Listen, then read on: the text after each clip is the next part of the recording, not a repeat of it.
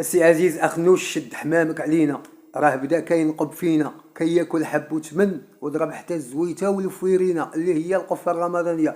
خوتي المغاربه حياكم الله اينما كنتم. كنا كنتمناو في هذه البلاد السعيده نفيقوا شي صباح على شي خبر مفرح، على شي انجازات او مشاريع تعود بالنفع على المواطنين والمواطنات المغاربه، ولكن للاسف نستيقظ دائما على فضيحه ما بعدها فضيحه. ولكن الان غادي نتكلموا على السيد عزيز أخنوش وغنتكلموا على المحروقات بالضبط. الأسواق الآن العقود الآجلة للخام الأمريكي ترتفع إلى 22 سنت أو 0.33%، لتبلغ عند التسوية 66 دولار فاصلة 25 للبرميل.